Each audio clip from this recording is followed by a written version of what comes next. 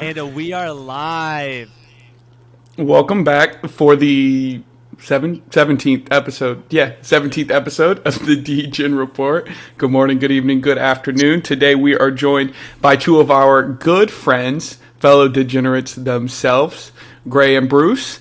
And I will turn it over to them, let them introduce themselves. So, guys, if you could just say a little bit more about like yourself, how you got into Cardano NFTs, you know, what led you to that point, what you do in the CNFT space, and yeah, just whatever you want to talk about. But yeah, I'll turn it over to you guys and let you have it. All right. Go ahead, Brucey. Yeah, so my name is BruceLee. First of all, thank you both for having me on here. Big fans, of course. Gosh, let's see. So I was in the stock market. I started in there right before all of the spikes. So I got really interested in that. I was doing all the technical analysis stuff, looking in, just learning all the terminology, everything like that. Well, fast forward about a year or so after that, I knew about crypto, but I discovered Cardano. It's funny, I watched an old video from, I can't remember his last name, but it's like a Max, maybe it starts with an L. He did stock market videos, but he had this Cardano video that I watched, and yeah, I liked what I heard. So I kind of did my research, and I'm kind of a nerd geek too. So whenever I found out Cardano was real tech ridden and that sort of thing, I jumped in pretty much full force. Then fast forward to when NFTs dropped on Cardano. Didn't know much about any of it, but I wanted a piece of it. And then, DCC came about. They were one of the first. I wanted a part of it. Didn't make the mint. Stared at one of my favorites that I'll never sell for probably 4 days and watched it go up about 400 ADA, but still got it. It was my ticket in, Same. Yeah, right. I'm sure a lot of us did. So, but yeah, fast forward, all the beginning stages were great. Lots of hype for DCC and other projects too, but I wasn't huge on Twitter, and about 7-8 months ago, I decided when everything was kind of at a lull and there wasn't much going on in the space, that I would dive in and try to get inside the community, meet everybody that I see every single day. And so, yeah, started that whole thing, got real active in the DCC, and really here we are.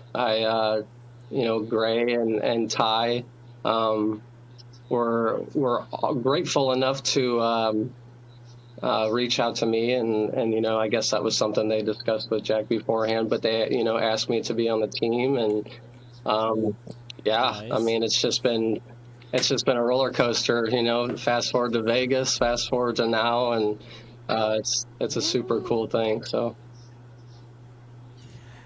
Awesome. And on the top of that, before we go any further, so I remember that during CNFT Con, you both, Gray and you got something special. Mind like showing us what you ended up getting? well, sure. Bang. Bang! Bruce has like 3 layers on right Yeah, now. it's in there. Damn. So you guys got a brand new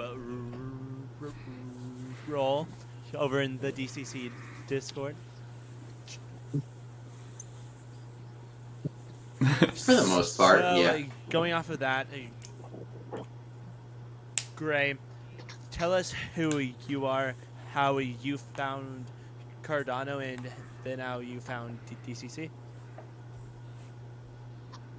Yeah. Well, for starters, again, just like Bruce said, thanks for having us on. We definitely have been listening to a lot of the other podcasts, and we're definitely thankful just to be on the pod and definitely kind of sharing our story specifically here. So as far as Cardano goes, as far as NFTs go, my background is really just collecting in general. So, I mean, if you if I took my camera around or whatever, you'd see sports cards, you'd see sports memorabilia, you'd see comic books, you'd see everything.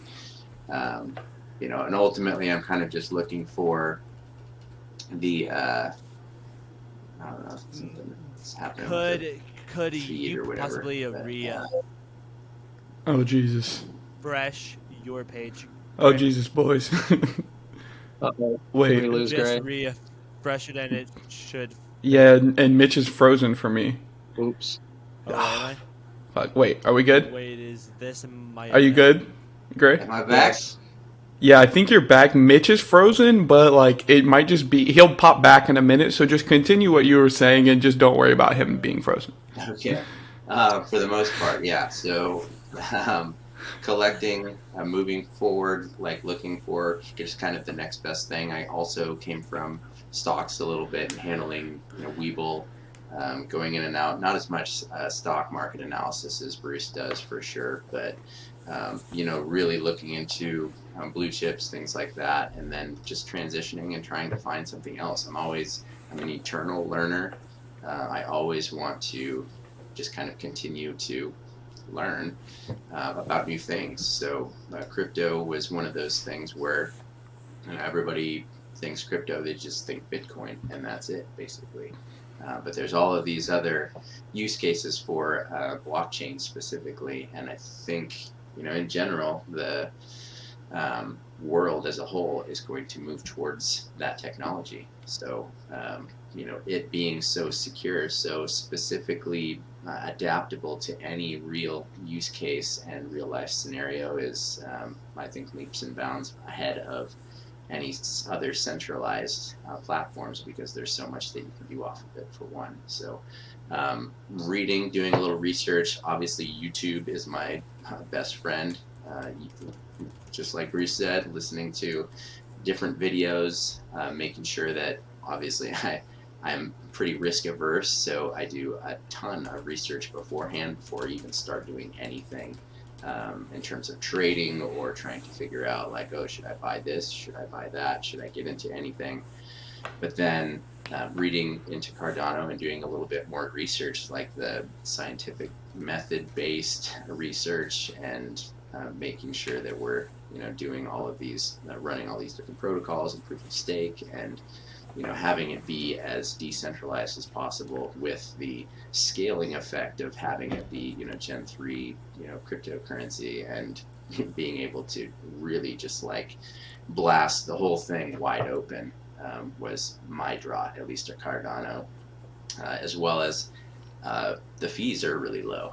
You know, as much as everybody wants to talk about, you know, the NFTs and doing different transactions, things of that nature, like, I don't want to be wasting a bunch of money on transaction fees for the most part. So a huge draw for me is to be able to, you know, conduct the transactions and really be in the, you know, cryptoverse, so to speak, and not just be losing a ton of money just paying dust. So Completely get that. Mind if I like cut in, because Yeah. my internet keeps on dropping in and out and out. It's this past week, my internet's been fucking garbage. So I've done like everything I could to fix it, but this just like might not be my episode. But what I will do is, because I did like do solo episodes by myself for like 3 weeks, this might be like Tyler's time to shine and Got you. kind of flex his muscles and all.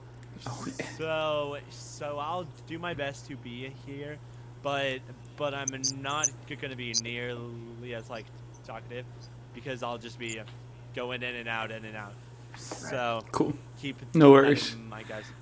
Yeah, for sure. Fuck.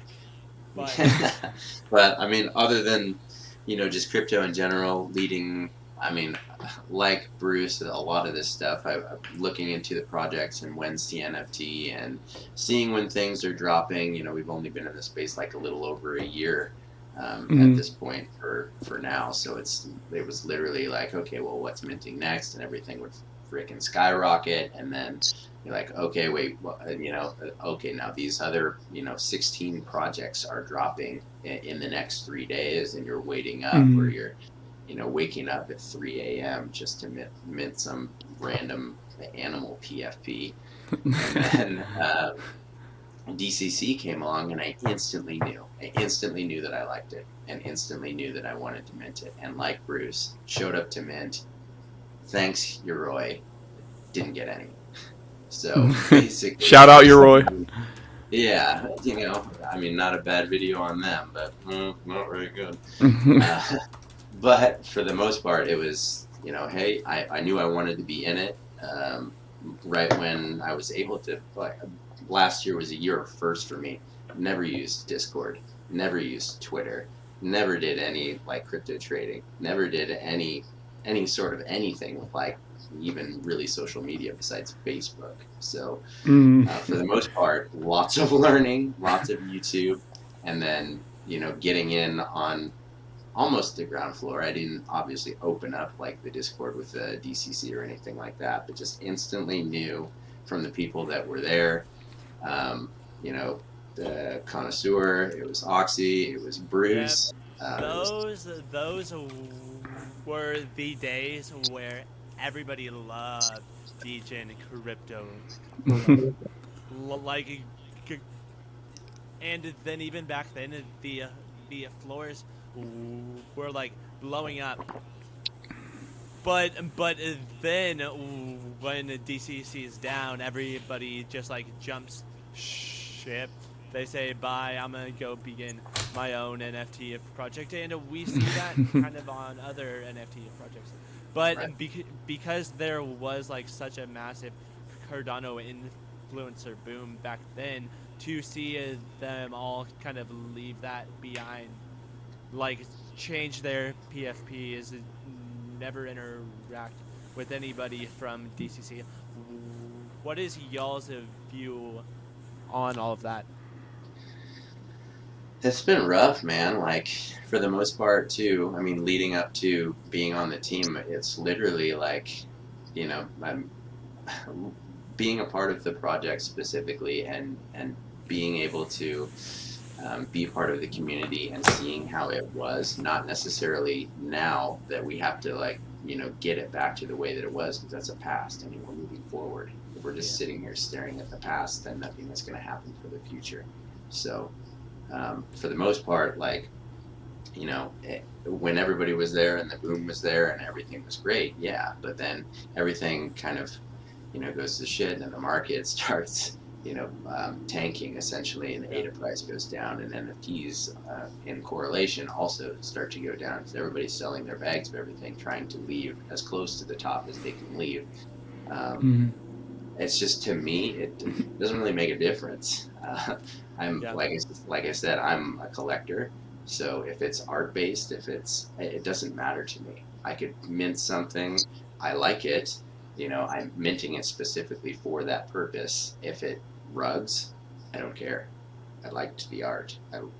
It doesn't really matter to me. And maybe eventually it comes back around, and blockchain is or around for so long. You have all of these other niche collections that come back, and they're like, oh, all these things that rugged are now. Not that I'm holding on to the fact that I'm going to be a millionaire off of all of the rugged projects that I've collected, but everything that I have in my wallet, at least at this point, is all it's all stuff that I like. So maybe Bruce has a different take. Yeah, I think there was a solid mix and all at once. So you have something I don't think a lot of people realize is how many people that the DCC kind of bred, as far as Gray was saying, leaving and going on to do their own projects. It's like it's became almost a breeding ground, and kudos to those people. Multiple of those people are still heavy supporters of the DCC, and they've gone off to do super successful things. And then what I meant by all at once was we kind of hit that lull where everything kind of tanked, and then that's where you really that's where you really see it, not only from the floor prices, but people popping in and just, asking kind of goofy questions, claiming that half the projects are rugs. And it's just, it's something that we were fortunate enough. I mean, we definitely dealt with it in the DCC, but not near as much as I've seen it in a lot of other spaces, people getting called out left and right. And there seemed to remain a certain like motto within the DCC chat. We call it our little campfire over there. So, TTP. That's right.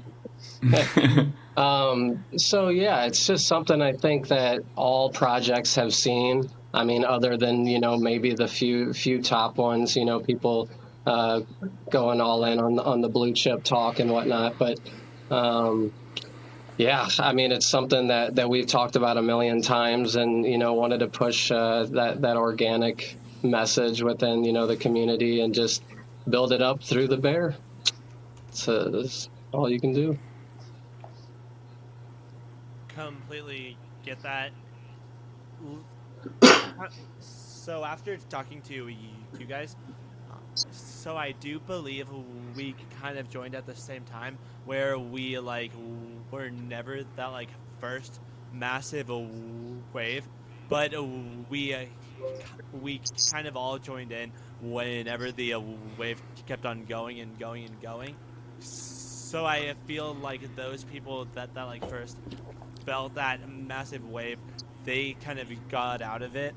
Then the second generations left to kind of build it back up. Yep. And I think it's definitely going to be a lot different too, because like you were saying, we have this huge influx. All of these influencers come in and everything is booming and everything is just skyrocketing as soon as all of these collections come out. But that model isn't sustainable. You cannot do that as a product and just come out with new stuff and drop and drop and drop and drop and drop. It's just the whole point, at least for the DCC and us, is it's obviously it's trusting the process. It's things take time. If you're building something, I mean, again, I tweet about this stuff all the time too, because we're all building this alongside of something else that takes up almost 8 hours of our life every single day. So whether or not we have this and then another side gig and then kids and then anything else other than that, we're trying to squeeze in the time to try to get this stuff rolling. And there are people that are have a lot of time that are well, what the hell, why aren't all of these things happening a lot faster than they're supposed to be? Well, we're not working on this stuff 8 hours a day. We're squeezing it in when our kids are taking a nap, or we're squeezing it in between us having to take our car to the shop to get worked on or whatever.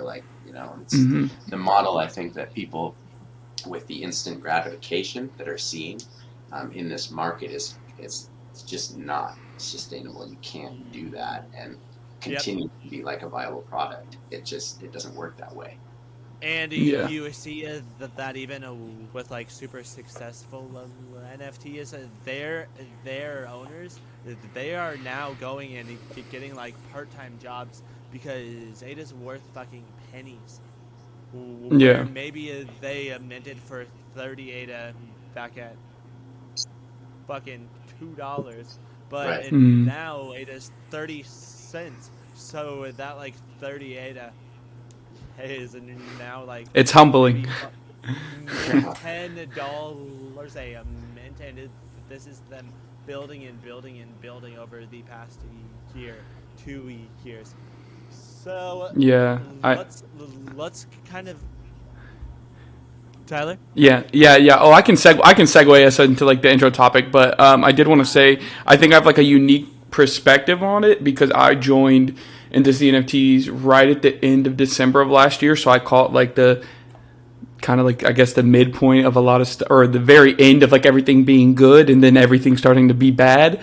And I never realized, I don't know who I was talking to. I think I was talking to Max and like a VC one day from Universe, but I never realized how many people like from, Twitter that I could like name off the top of my head that you could trace back to like being part of like the core of like DCC, like with like Oxy and Khan and Koof, and like there's so many people that Salad, Omar. yeah, and Salad, Omar, like there's so many people that I didn't realize that had like used, or not used DCC, but like got involved with DCC, and that kind of propelled them into, what they were able to become. And I thought that was like super interesting and really cool as well, to kind of trace all of these people all the way back to DCC, like at its beginning, and, see where that led them. And I think that goes to show like a lot of good things about DCC, at the core of it. It's been able to propel a lot of these people forward. And I think that's a great thing.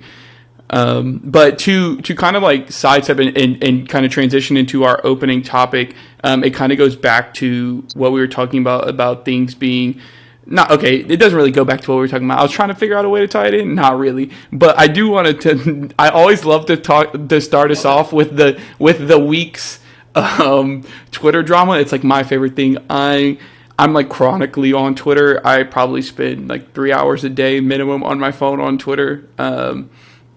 So I feel like I'm kind of in tune with, what the dealings going on are. And I've seen a lot of talk back and forth about, through different Twitter spaces and through different like Twitter threads, a lot of conversations about, farmernash and how he has been able to kind of like work his way into the Cardano community from Sappy Seals and Ethereum. And, he's hosting these big spaces. He hosted the huge one a couple weeks ago. He's hosting one tomorrow with like 10 of the biggest projects. He's got like book.io, JPG stores on there. There's a bunch of people. And specifically, I was listening to the Wildcards, Twitter space on Friday night, and they were kind of I think it was D Clay, somebody was kind of talking to farmernash, who was in the space, about how it was kind of, what's the word, unsettling or a little bit annoying, I don't really know the word, but to watch somebody who had built this like huge following of 60,000 followers on like another blockchain, and then just kind of like jump over and then get all of these huge projects to start like giving away NFTs on his Twitter space and things like that. So I wanted, and it felt like a lot of people were torn on that. I also feel torn on that. I feel like it's a good thing for Cardano in general, because it brings more eyes to Cardano. But I also do feel like it sucks for a lot of people who have like been hosting spaces every day, every week, or like been grinding it out for their own projects, and not to get that kind of like that spotlight just because they didn't have like the huge following when they jumped in. Dude. Literally last week we were talking about the super big Elsa Jean NFT, and everybody's like, she's gonna bring so many people over. So then it's somebody that's got a huge following over on another blockchain and bringing a ton of people over, and people are mad about it. Why? No, I don't think people are mad about like him bringing people over. I think it's the fact that he, in the first space, and I'm going to join the space tomorrow to see how it goes, but in the first space, he gave like every project like 90 seconds. I mean, you're talking about like the big, like I think the Ape Society was on there, Clays were on there, and they're all giving away like NFTs and stuff like that. And he gave them like a 90-second window, like on an actual timer, and then like cut them off, and then went into like a long spiel about like his own project that he's releasing on Cardano. And I do feel like that's kind of, you can say who cares. I'm saying from a perspective, I'm torn on it, right? Because I want more people to come to Cardano, but it also feels like really kind of unfair to the people who've been here for like the longest time, like trying to like grow their communities, and then Buddy's just pulling up. So that I want to see what everyone else thinks. But who are they onboarding? They are onboarding the same people. They say about onboarding new people, isn't it? Yeah, I mean, that's a good point. So they could come and say the same shit they've been saying for a year, where they're like, don't worry, we are about to drop so much YouTube. It's going to blow your mind. But then what we need more than that is we need more people to come over here to build actual fucking utility. So because of that, maybe in 90 seconds is too short, but we should be on our knees, fucking bowing down to a Farmer Nash for I don't think it's bringing that all like these serious. people over. Then, I, then, then getting mad at him because he's not bowing down to all of these Cardano. it's not so much that it's that he brought on 10 really big projects onto his space just to talk about how he's going to launch a project, and like it was basically promoting himself, and that's what I felt was kind of shitty. Here's the deal, though. Like, he invited them to come on. Did they come on of their own free will? Did anybody That's hold a facts. gun to their head and say, hey, if you don't do this, then you're not going to get a bunch of exposure, blah, blah, blah. Again, so coming from another chain, if you have a large following, you built that following. He Yeah. didn't rely on anybody else to build that following. He built it and brought it here. So it doesn't matter, at least in, it also, like all of these projects are businesses. They are small businesses, each and every one of them. So if you don't treat it like that, even if you don't own a project and you're just marketing and using Twitter, that's a business too. I mean, you're essentially marketing yourself. It's your brand. You're trying to get awareness out there. Yeah. It's your hustle, whatever the case is. So if you build it and you go to somebody else's blockchain and then other people notice that you have a huge following on Twitter and they go, okay, well, I'm going to follow that person too because blah, blah, blah.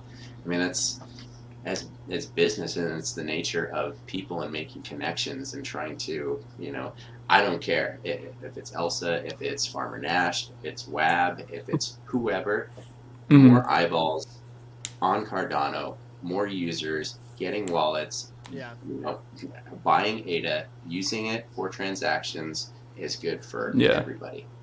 And and then the grains. Oh, I was just gonna say in the grain. Fuck. Jesus Christ. And dude, we are the best hosts ever. You go. And on top of that, if we support WAB, if we support Farmer Nash, and like there's actual Cardano support backing them, then people from Solano that love WAB, love Farmer Nash, they are more likely to come join and support us. 100%. Oh, I love Wab. Wab's the goat. That dude's funny as shit. But that's the fucking issue, is that we don't support us. So Wab's fucking army of seals, they don't support us. Well, I mean, even going back to the pod that we had a couple of weeks ago, like I think it was with Wantello. I think it was about I think it was when Wab had first made his interest into Cardano Twitter. I even said that I thought it was good because Cardano, especially really firm Cardano believers, can get really dense talking about whiteboards and fucking science and all kinds of shit, and most people don't care about that, right? So I think that coming in sending out memes on Twitter and shit, I think that's good. I think that's a great way to onboard people. So as far as Wab, I think that what he did for our space is great, and what he continues to do is great, because I think that that's how you get more people onboarded than anything. You look back at Doge, Doge literally got so many people into crypto, and it was just everyone was fucking thinking it was hilarious. It was a little dog on a coin, and everyone was buying it. They're like, this is awesome, and then it got people into crypto. Joke. Yeah, that's what I'm saying. People are just dumb, in general. Most people just want to get into something that's funny. So you say that, but people love two things. They love memes and they love drama. That's true. I love drama. You are both of those things. So, yes, sir. So maybe we are the fucking dummies that kind of build a web up to where he says memes and memes and memes and memes and memes, and then because at first it's oh, I ate him, then people have slowly been changing to being this guy's not too terrible. I think it's just definitely something that I think I saw on Twitter today. It was a comparison from the beginning, and him saying that like Cardano NFTs are never going to make it, and then it was. I know that tweet you're talking about. I know the exact tweet you're talking about. I think it was Salad that posted it, or quote tweeted it, or whatever. Yeah, it was either Salad or Salamander, or one of the two of them. Yeah, and it was the same. It's obviously it's web. It's the same thing, but it was, Cardano NFTs are going to flip Solana and Ethereum, or whatever it was. We had already, or I say we. I'm not fucking doing anything. So,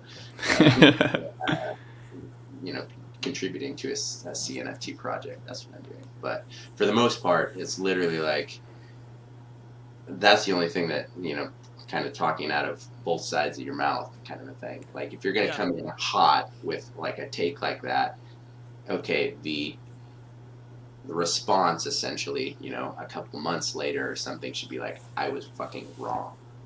Yeah. I was wrong. But people with big followings there are never wrong. Right. Yeah. Well, right. And I'm pausing this because I haven't heard from BruceLee yet, and I want to hear what BruceLee has to say about all of this. I have one thing. I 100% agree with everything that was just discussed, except Mr. Mitch. We should not be I don't think we should be begging them and like giving them custom PFPs and like worshiping their shoes. I'm gonna do it. Don't do it. Dude, I'm here with. Dude, I'd fucking die to just lick Wab's big toe. I just think I don't even think. Yeah, I mean, I agree. Like, I don't think you have to beg anybody. I just think Cardano's like positioned really well at the moment, anyway. Right? Like with the whole fucking FTX thing and how like they had like so much like input in Solana. Like that's some shit. Like, and Solana doesn't have any royalties anyway. So like I feel like that'll just fizzle out in and of itself, and then it's just us and Ethereum, right? So it's just like I think the playing field just automatically, fuck them. I just think the playing field just automatically just kind of, it just kind of like thins itself out, like Cardano doesn't really need to do anything, right? Because like when you have something that's so like structurally sound, like everything else will crumble around you. You don't have to really do anything, right? You just have to be relevant enough to still be here when all the fucking chips fall, right? And I think that's what you see right now too. Like Cardano went from $3 to fucking 30 cents. So the people that you see now, like those are the that have hung around the whole time. Like those are the people that are really gonna be able to like experience this whole fucking wave of like Cardano being like at its best, at its worst, and then on the way back up, So, which I'm excited for, right? Because like I said, I got in at the very end of December, so this whole time it's been fucking awful. So I'm excited to see something go up. Everything's gone down the whole fucking time. This is terrible. So I'm ready to see some green. Yeah, markets are cyclical, though. I mean, you have something that stands the test of time.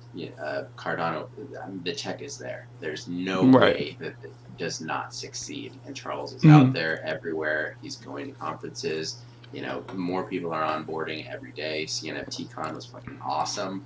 Like, everybody there, super chill vibe. Like, I can only imagine that space essentially. Like it was pretty big, at least being in that like kind of huge warehousey type space, literally in Vegas. But there was a lot. Yeah, there was a lot of space in there, and not as many people as I thought there would be. But with the buzz, people will go next year, and it is probably going to. Yeah, that's like ground zero, right? Like it's the first time. Like people still didn't, and like even.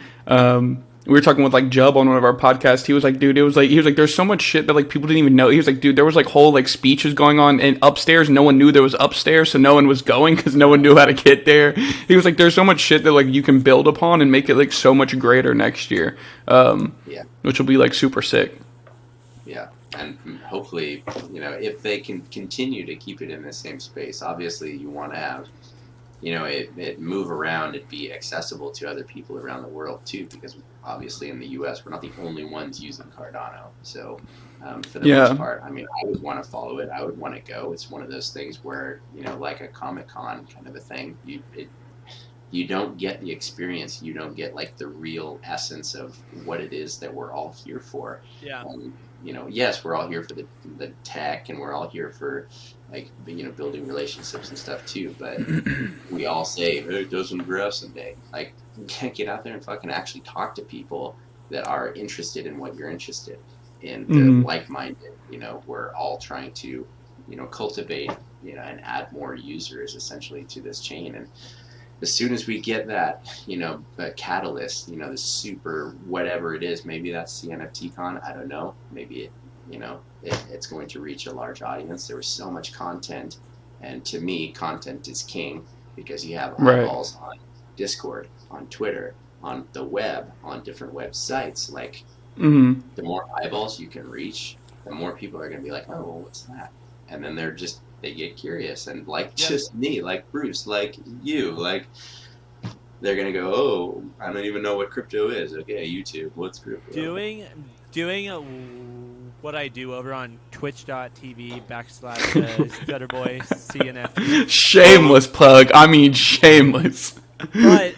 But I end up getting so many people coming in and being like, huh, what's all that behind you? And I'm like, well, now that I have your attention, these are called Cardano NFTs, and then I just like pull them in, and then they're $30,000 deep. But it's things like that will build it, which not to kind of go back, but that's the way we build out our community, by building outside of it. Right. Meanwhile, people will continue building in it. So because of that, when this video gets uploaded, it will be Thanksgiving Day, actually. Yeah, this gets uploaded on Thursday, so it'll be uploaded on Thanksgiving Day, which for us Americans, big deal. Wow.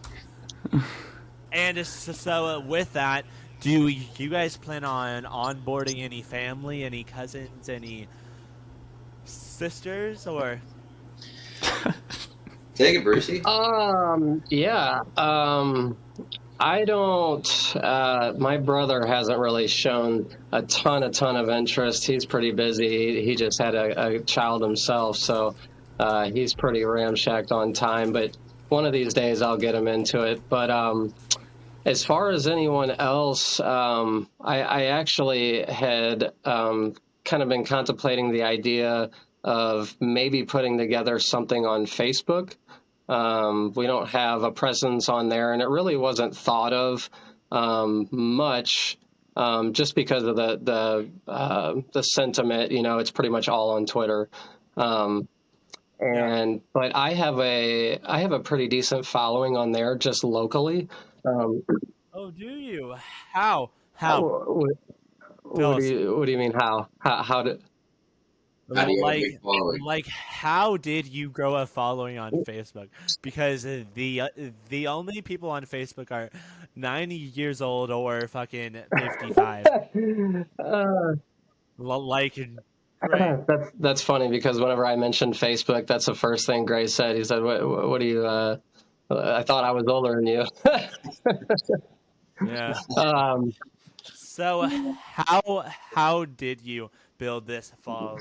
So don't let me give myself too much credit. It's not like a crazy following, but as far as locally, and when I was in the stock market, I was posting just helpful tips and random things, and quite a few people shown interest that I've known, majority of my life. So I actually posted the other day and just ran the idea past people, and quite a few people, were still on board. I actually, a year ago, I had mentioned something similar, like opening up just a page that was basically a friendly spot to talk about crypto and stocks, just ask questions, just a page to be a part of. And that never was put into fruition or anything like that. But it kind of popped in my head with the whole onboarding thing.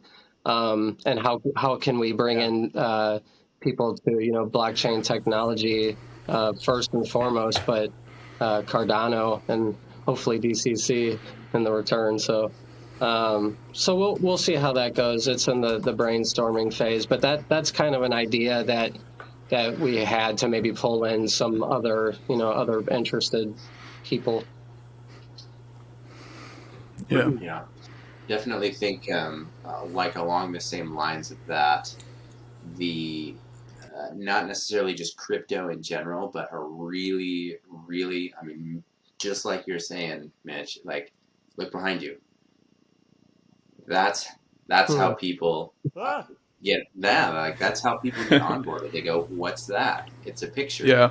I was like, "Oh, well, where did you get Yeah. the picture?" You're like, "Well, it's an NFT, and then you have to have crypto, blah blah blah."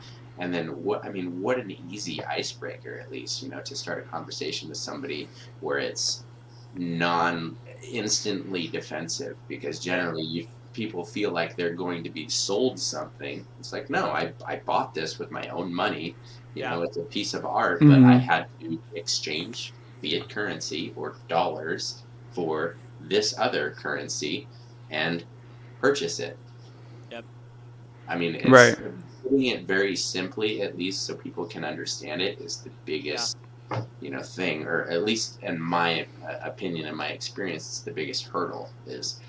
It's not this weird thing out in space where you have to freaking be you're not getting on like the dark web and like 10-step process. It's literally like you just buy something on Coinbase, send it to a wallet, and connect your wallet, and then you can buy whatever you want. It's easy. You aren't buying baby fetuses on the Jesus Christ. I mean, but that's true. It's like a lot of people think that's what it is. It's like a lot of hoops to jump through, and it's really not. It's really simple once you can just break it down to people. So I definitely agree with that. Yeah. As we kind of move through too, it's going to be more adaptable, and it's going to become more intuitive and user friendly, because there's going to be so many other people that are going to be like, we need to freaking reverse engineer this and make it so simple that people are like, oh yeah, click a button, boom, oh, I have a wallet. Okay, boom, oh, I can buy in the same transaction. So it's that one-stop shop kind of business mindset. So it's all business related for sure. But yeah, I agree. And go ahead, Bruce. No, I was just going to add in the little detail of it helps when projects like Claymates are pulling in people like Snoop Dogg and people like that coming out with a song named Bronny and Bron. I mean, it might not directly attach them to the Cardano blockchain, but also they see what they're doing. And Snoop Dogg's pretty much a one-way ticket in not only the music industry, but the entire industry. And when you start seeing people like that get on board, that's a big one. It's one thing for me, hey, I'm BruceLee, I'm nerdy, and I'll show you how to work the blockchain, instead of like looking at Snoop Dogg and then like he's showing this awesome thing and we are a part of the Cardano blockchain. It gets the average user, the average person, interested. So adoption is big for sure. Right. And that's, I think music industry is one thing that probably one of the top industries I think that blockchain could really, help out, which is, like bringing royalties and like ownership to music artists who aren't like getting bled dry by music labels all the time, which is something that I think is really easy to understand for most people. Like most people can definitely grasp the idea that like music labels basically own the artists that sign under them, and that's it. So I think that is a really cool, I think it's an integral piece that he's like doing so much stuff with Clays, because I think that that's a good foot in the door for like a really huge industry that could benefit from blockchain. And I'm really appreciative of that. But speaking of Thanksgiving that we were talking about earlier, we're going to move into like our first official topic. So being that it is yes, I want to. What do you have to say? So moving in our You're such an asshole, dude. Official topic being that of Thanksgiving, because it is in like 2 days. Who and what are you the most thankful about in the CNFT ecosystem? And is it me? And why is it me? No, it is not. But you're a very close second to your third. For the most part, honestly, for me, and again, probably shameless plug, but zeroing in and finding a community has been or whatever, just an inclusive community. It doesn't matter if it's DCC. Yes, obviously we want it to be, because we will accept basically anyone, and I guarantee that if you come in, hopefully you don't leave.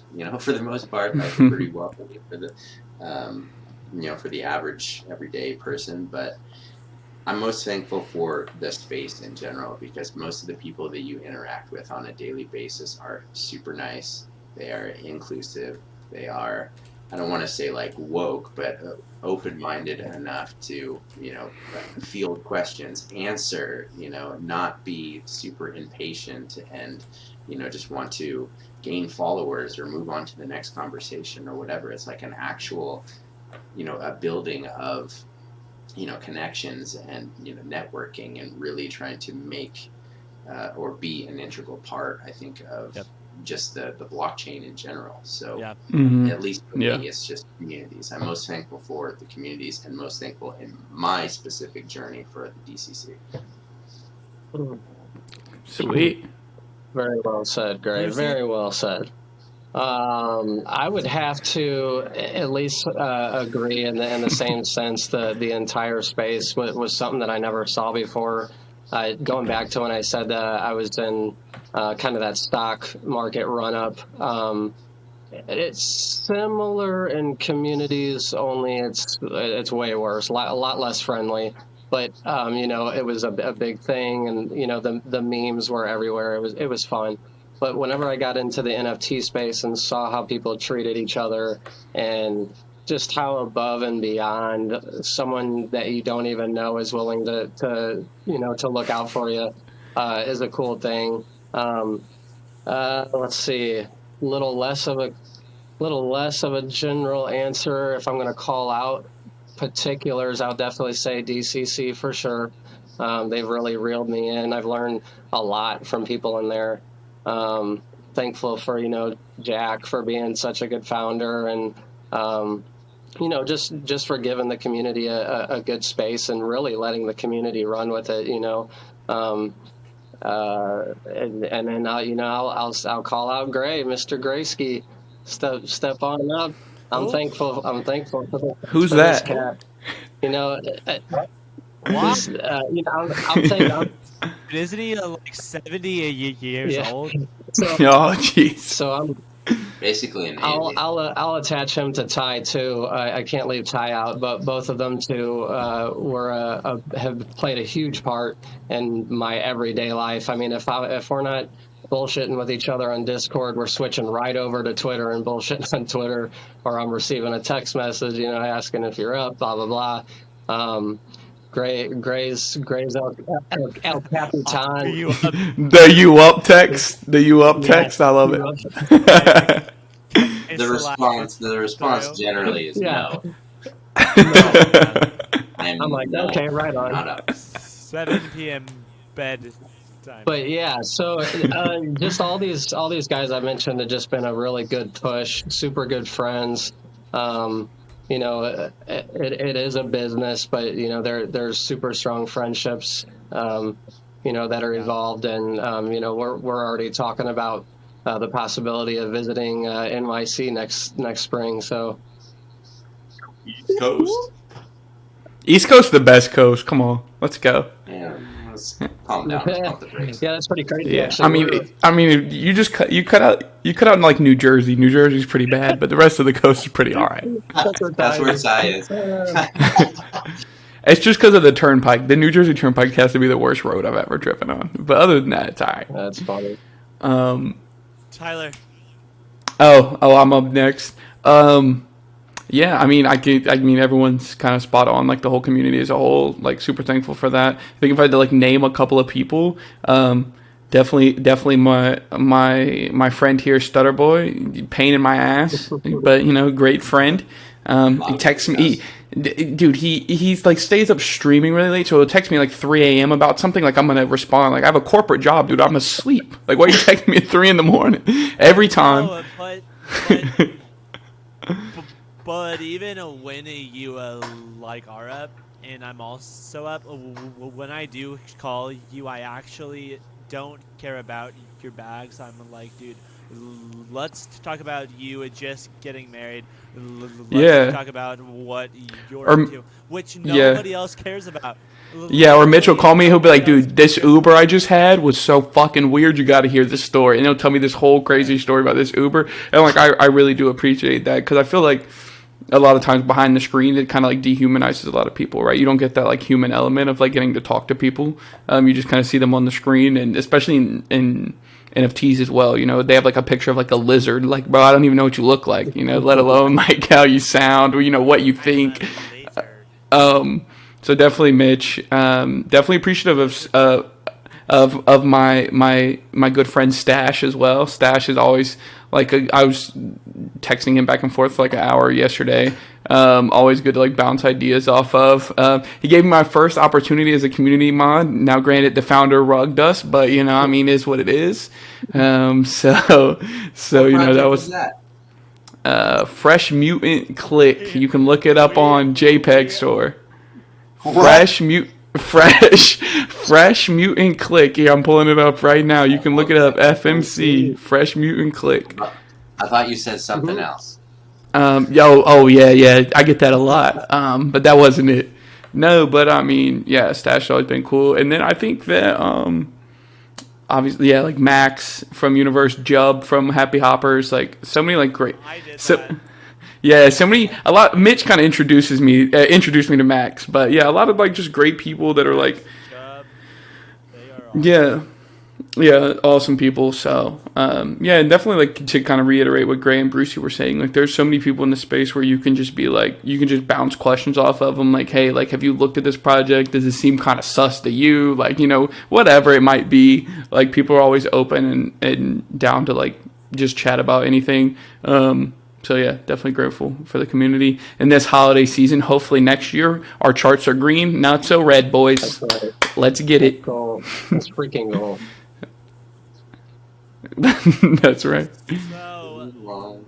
with what I currently do over on twitch.tv/ Fuck. Boy CNFT, you can kind of tell the people that care about your bag, and then the people that care about you as a human being. Because I know like Twitch is so foreign to so many people that are into NFTs, but like I go up there and post that I'm live every fucking day. So if you drop by maybe a single time, maybe 2 times, maybe 3 times, 4 times, 5 times, so if you come by every day, because you've got nothing else but better to do, then my fucking appreciation for those people that show up maybe 2 times a week, maybe 3 times a week, and maybe a single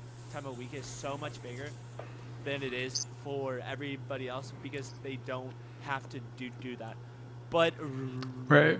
rather than just caring about my bag, and I do get people do live their own lives, but we are all doing that. So if you can make time to go in and like check in on somebody, maybe for 2 minutes every day, for 3 minutes, 5 minutes, 10 minutes, and we all live very different lives. Like, some of us have kids, some of us are married.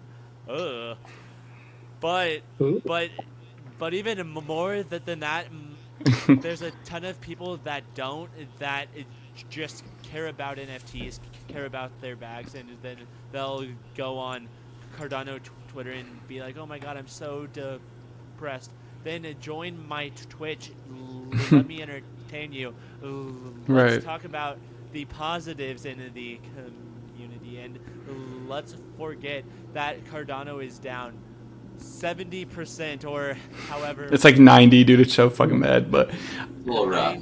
no, yeah, no, I agree with that sentiment. I think, yeah, and I just think that like, if you were in the NFTs last year and you were just trying to like get a bag, like, that's obviously more feasible than like right now. So that's what I was saying earlier in the pod. Like I think the people that you see around now are the people that really genuinely do care about Cardano, care about the community, care about like, you know, their friends in the community, things like that. Because like no one's out. What are you going to do? Flip an NFT for 200 ADA? It's like $40. You know what I mean? Like no one's out here doing that. I mean, there might be a few, but you know what I mean? Like I feel like this market, you just really have to like just really care about it to still be in it, you know? The people. Yeah. Because currently the money is not there. So Yeah. Because of that, if I had to name any names, Big T's up there. I love the guys from Bud Buddies, being Lewis, fucking. Oh yeah, Lewis is a good guy. Reggie, Coley. Reggie. They are insane. Reggie Clay, the man. Then going to even like the Ada Army boys, whether that be Mr. Johnson himself or fucking Larry or Heaps, which these are people I met during CNFT Con, knew nothing about them before. Then even after that, like Job, there's a couple mods over there, and then like Max, like these are some huge names, like in our Cardano influencer circle, where I feel like these people care. Right. And so, and because of that, like I'm gonna keep on shilling, like Ada Army. Yeah, I'm gonna keep on shilling Universe 25. Yeah, I'm gonna keep on shilling DCC. I'm gonna keep on shilling all of these NFTs because the people are fucking real.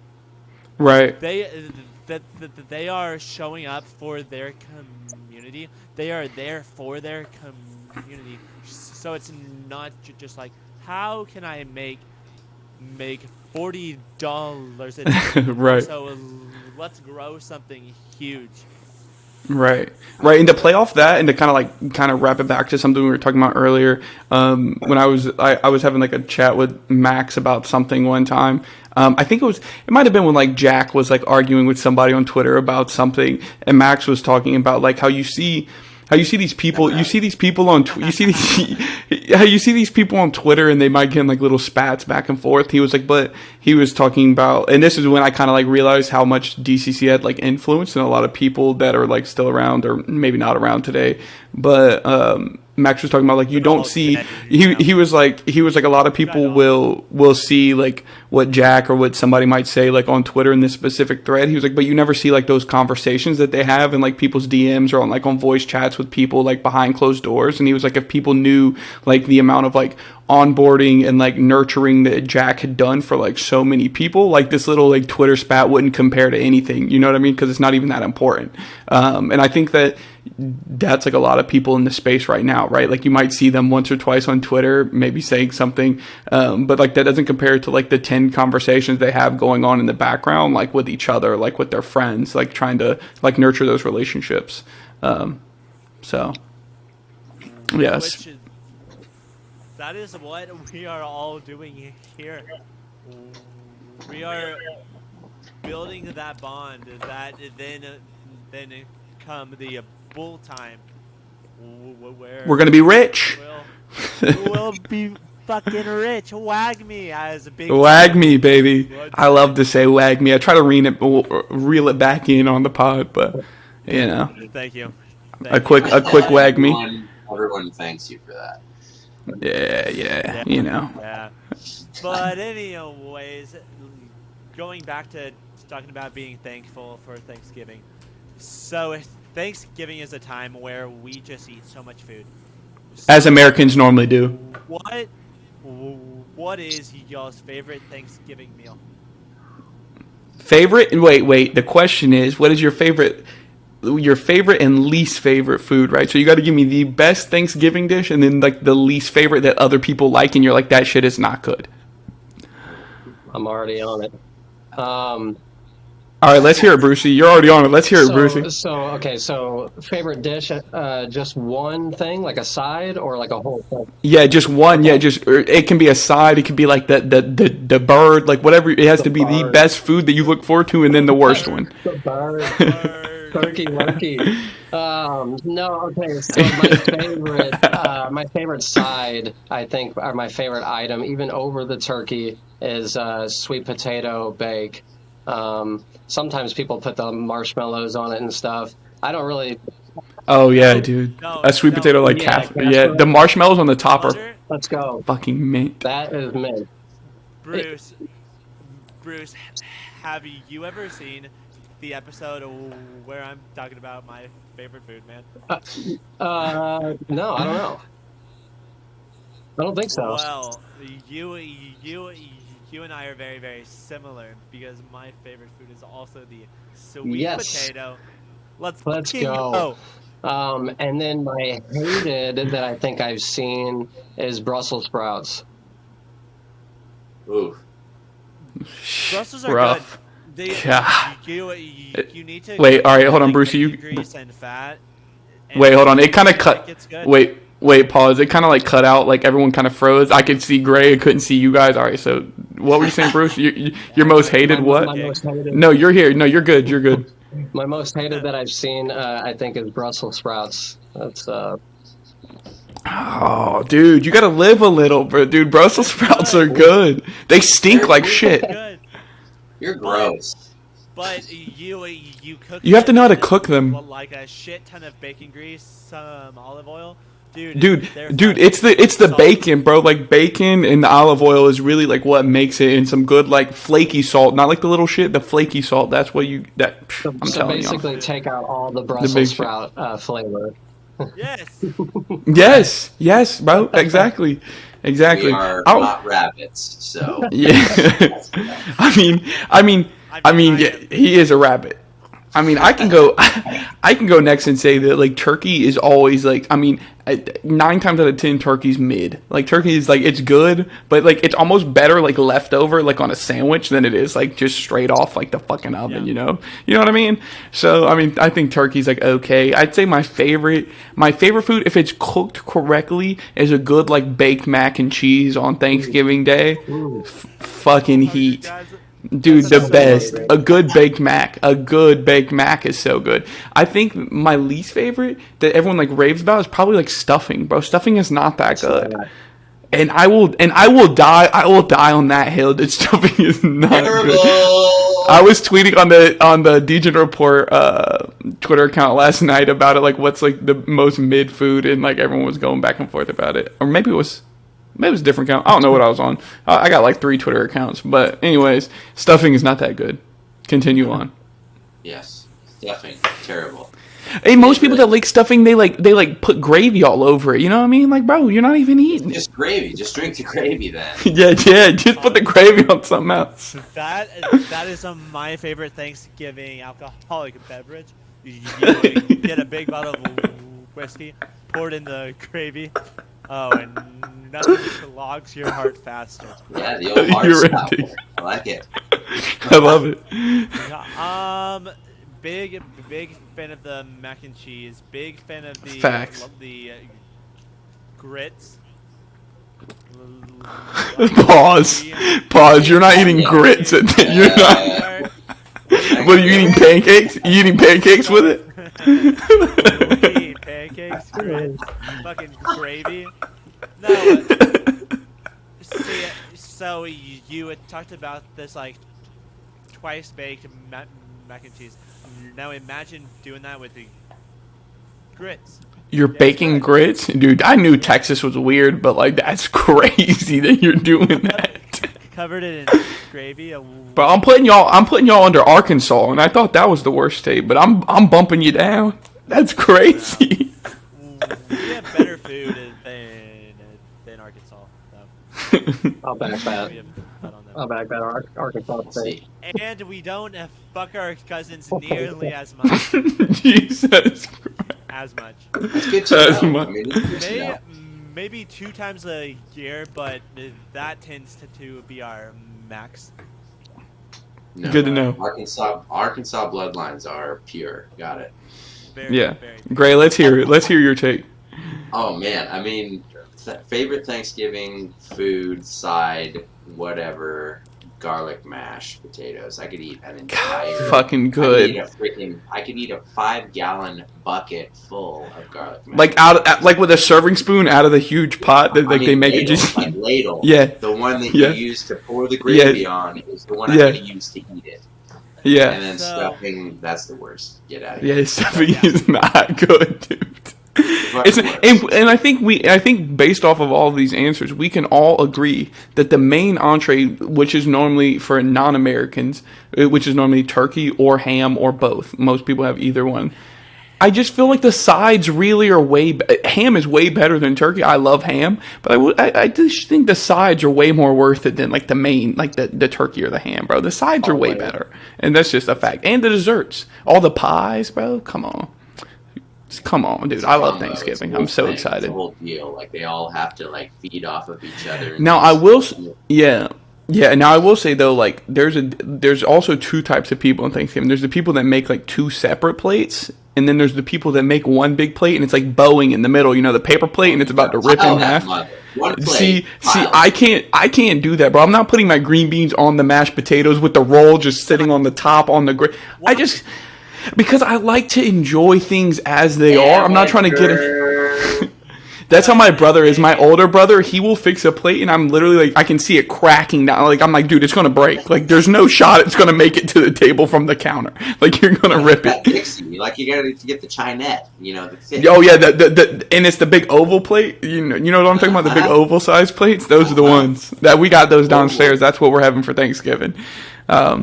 But yeah. Any European that like turns this on and it gets this far is gonna be like, Jesus. And this is why Americans are the way they are. I mean, we had Max on 2 weeks ago, and we talked about how we were talking about our favorite candies, and Max was like, why do y'all just eat so much sugar? I'm like, dude, sour gummy worms. Like, this shit is fire. He's like, you're just eating sugar in a bag. I'm like, I know, but I don't know what to tell you. It's so fucking good. Sorry, buddy. You should shut the hell up. Yeah, you fucking He's like, I love he's not American. He's like, I love like a good dark chocolate with like a cup of coffee. Like, bro, shut up. I don't want that. No. I'm gonna eat sugar and I'll die the way that I die. Okay. Exactly. At least I die happy. You know what I mean? I'm dying happy. You know, that's all I care about. That's right. It's life's too short not to eat sour gummy worms. So that's what I'm thinking. And he was shitting on Mountain Dew, but that's a different topic. Anyways, continuing on. In the holiday spirit, you can tell a lot of these topics are based around the holidays. Since we have an all-American cast today. What is your funniest holiday like story / memory? And I know like people got to start raking their minds, so I'll go first while everyone is raking their brains about their favorite holiday memory. My favorite like funny story that I can think of just on the top of my head when everyone asks me like what's a funny holiday story. We used to always go to my great grandma's house for Christmas morning. So this is any holiday, not just Thanksgiving, any holiday.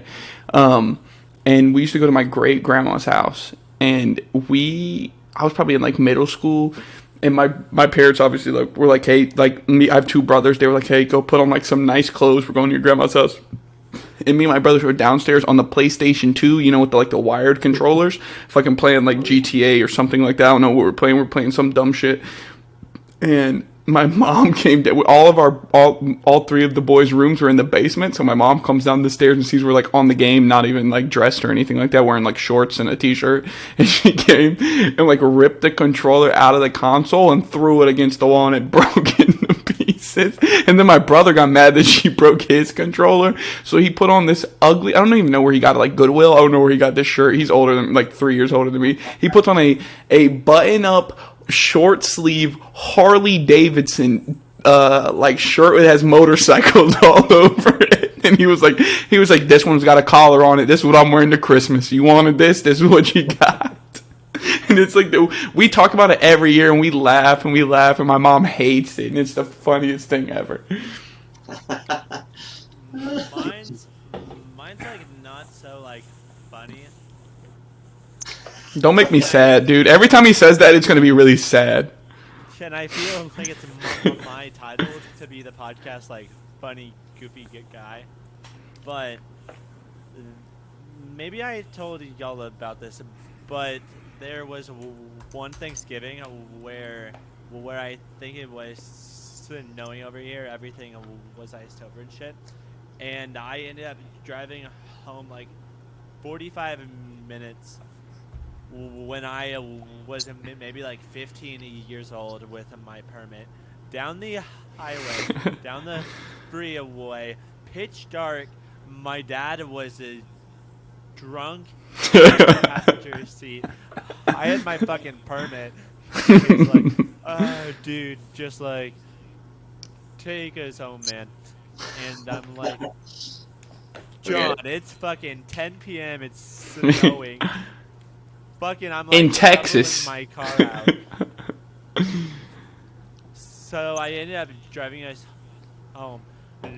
Never have I ever driven like more dangerous weather since then. Dude, that's so funny. Both of my brothers both my brothers are older than me, and we got in so much trouble when I was 15 and I also had my permit. And somehow I don't know, we all played like sports in high school, and we were at some away game. I played like JV basketball, my brothers played in varsity, and somehow we all had a car at the school. So somehow dude, I went to a small like Christian school, so yeah, we were ass, but somehow we all had we had 3 cars at the school somehow. I think my sister might have brought one, I don't know, but we had 3 cars at the school. My parents just like went home after like the away game, but the bus brought us back, and we had these 3 cars. And I was like, bro, like, should we just call like our parents to come get this car? My brother's like, nah. You just ride in the middle, and I'll get in front of you, and our other brother will get in the behind you. And we'll just like ride in a line all the way home. And we got home. My parents were like, dude, you drove home? I was like, I mean, it was fine, you know. I mean, my brothers were on either side. I mean, you know, it was gonna be fine, you know. It's Mom, driving at 15 felt so cool. Now I hate to drive, dude. If I have to drive anywhere, I'm like, dude, this fucking blows. I hate this. Dude, if I could sit at home all day and not drive anywhere, I'd love that. Turn on some good music. Turn on the Degen Report podcast. Oh, it's so great. You can find us on Spotify and YouTube. Bruce, is yours funny? Is mine? Yeah. I'm trying to think of. I came up with like an easy one that pops up in my mind because it's like fairly recent. Trying to think of when I was. That's what we want. We want something that's like first thing. I'm like, hey, some funny holiday shit. This is what comes to your brain. Mine's definitely not. Okay. So. Okay, well, Gray. I'll hear what you got to say. It doesn't matter. Yeah, mine is probably a little early 90s, something like that, maybe late 80s. God, like you're that. old. Yeah, we're like kind of. He had just paid off his first mortgage. The first kid was on the way. The Cold War is finally over. Yeah, the Cold War is ending.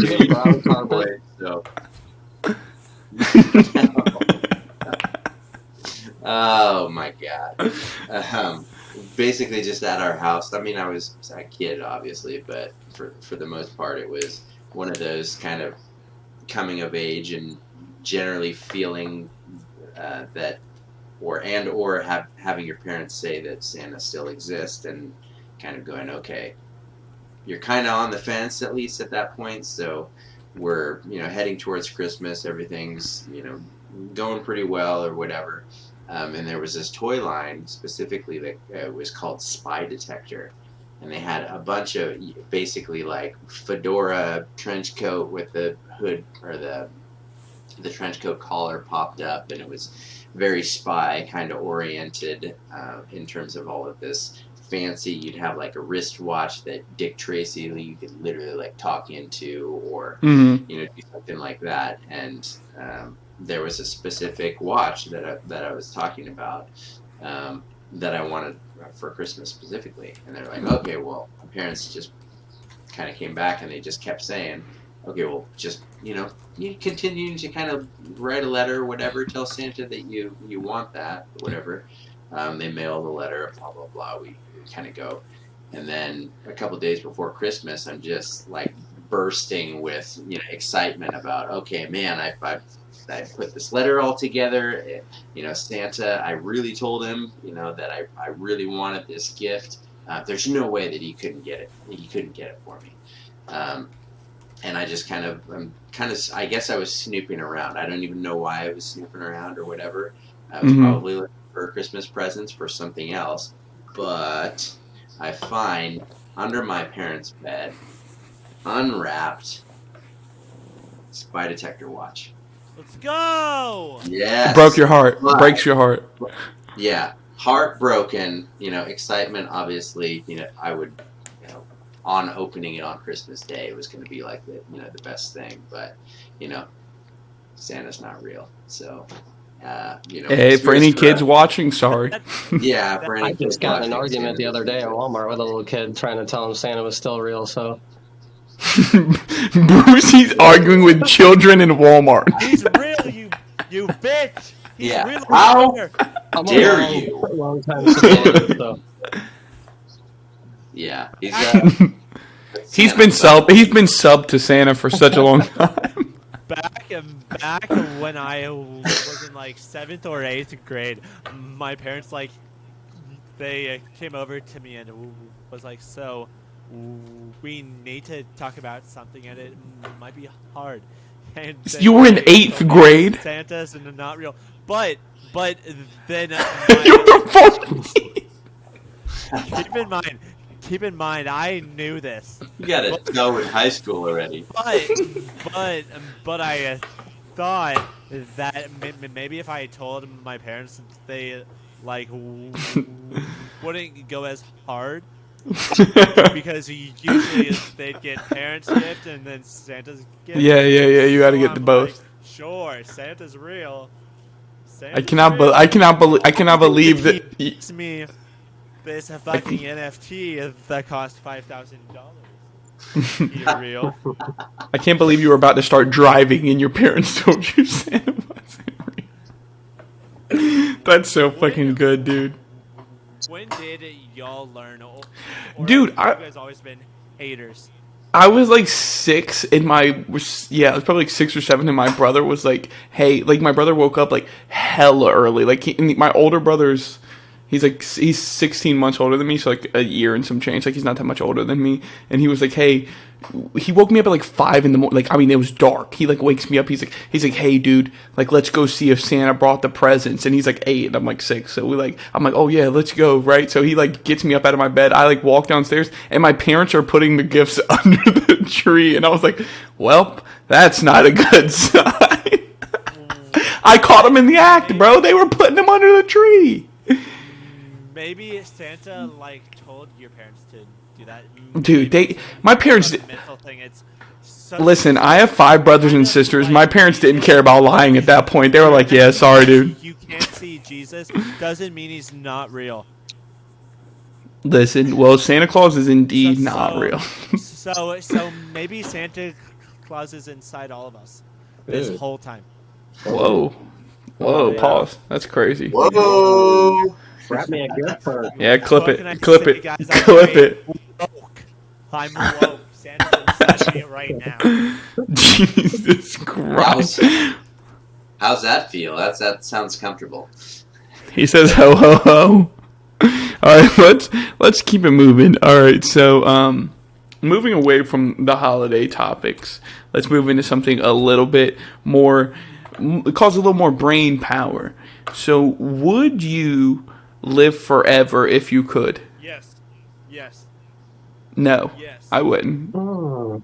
Right, because I think the finality, the knowing that one day you won't be living, I think that's what makes life really good, really sweet. I guess right, because if you live, but we'll say, Mitch, let me rephrase it, right? So say you lived forever, but everyone you ever knew didn't, right? Would you just want to be alive forever, and everyone you ever knew, everyone that was ever your friend, just died, and you were just still hanging out? That would suck. Dude, I am so good at making buddies.